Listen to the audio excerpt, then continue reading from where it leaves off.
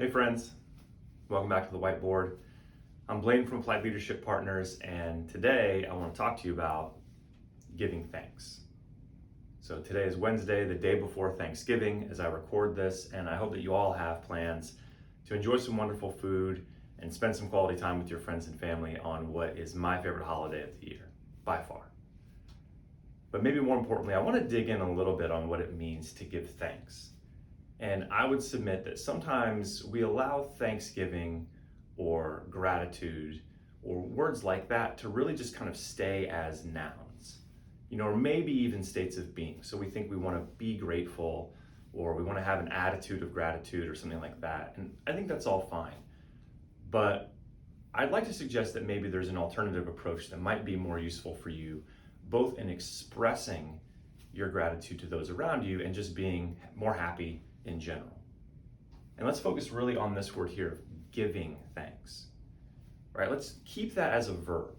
What does it mean to kind of actively give thanks, to show appreciation, to express gratitude? I mean, could it be a handwritten thank you note? Could it just be a sincere phone call saying, hey, thanks so much for your help, I really appreciate it?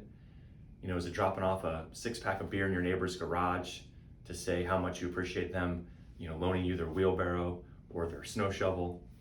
I mean, it could be any of those things, but I think what we want to focus on here is it really does need to be an act. And that goes even with yourself.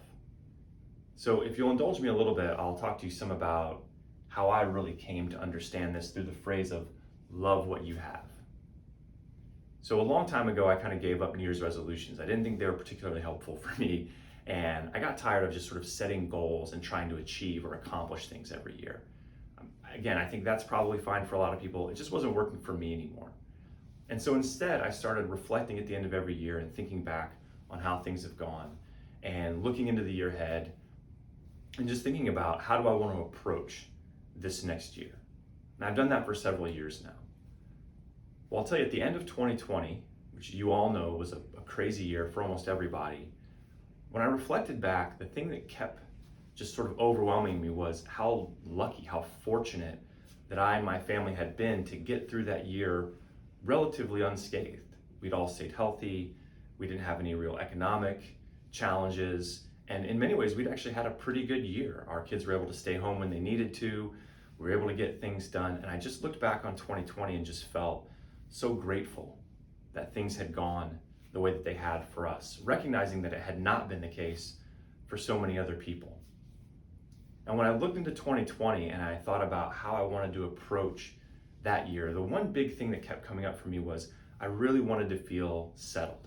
I wanted to feel rooted. I really wanted to kind of stay the course and appreciate and stick with and invest in all of these great things that I happen to have in my life, like my relationships, my family, my friends, the business that Brandon and I were building. It was all really good. And rather than chase and try to go for more or wish I had something different, I really wanted to just dig into what I had in my life. And I remembered a phrase I'd heard a long time ago that life or happiness was not about having what you want, but it's about wanting what you have. And I thought that was really cool, and it made sense. It resonated with me in that moment at the end of 2020. And so I thought maybe that would sort of be my theme for the year, is to want what you have. But I gave it a little more thought and I came back to it and I realized that's not good enough. Because it's not really about wanting what I have. It's not about having a feeling good about the things in my life. It really is about loving what I have. And if you're going to love something, it implies some action. It implies some investment. For me to really love my family, I've got to do things for them. I've got to demonstrate that to them. I've got to take care of them. I've got to show up for them, right? Even think about something a little more trivial, like let's say your car. It's not good enough for me to sit in my car every morning, which is a unimpressive 2017 Subaru. It's not about me sitting in there and saying, well, I really want this car today. I feel so good about it. No, it's about me loving it. It's about me taking it in to get the oil changed, about washing it, about vacuuming it out occasionally, because my kids destroy it, probably like yours, right? It's an active process of loving it. And I wanted to do that with all the things in my life for the year. From my clothes to my relationships to my business. I wanted to appreciate what I had and not just sit there and be thankful for it, but to demonstrate through my actions how I was going to invest in that, how I was going to truly love and take care of the important things in my life. And that sort of leads me to this last part here. And I think a lot of us get twisted up sometimes in believing that if there's something we want to change or something we just really want to, be proud of and take care of in our lives, that we first have to feel a certain way about it.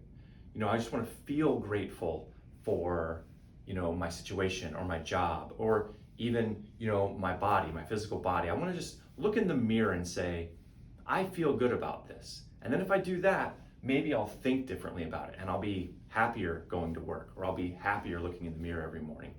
And if I can do that enough, then maybe I'll actually start to change the way I act and my life will change and it will get better. Or the way I treat people will change and my business will get better.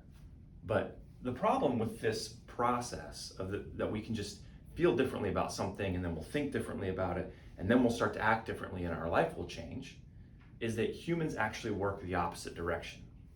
And what we found, and what I found personally, is that we have to act first, right? Then we'll start to think differently, and then we'll start to feel differently. So if I want to sit in my car every morning and really feel like I love it, I need to get to the car wash, right? I need to get the vacuum out. I need to get a tune-up. I need to demonstrate that I actually do love that thing. And when I do that, I'll start to think differently about it. I'll start to want to take better care of it. I'll start to notice little things. I'll start to pick up as I go.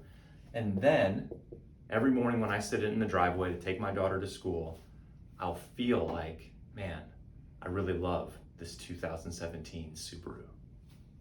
Right? And that's maybe a silly example, but I think it really matters. So when you consider what's most important in your life on this Thanksgiving, when you consider your family and your friends and your community and your job or your business, what are we going to do to act in a way that demonstrates that we're really thankful, that we really love it, right?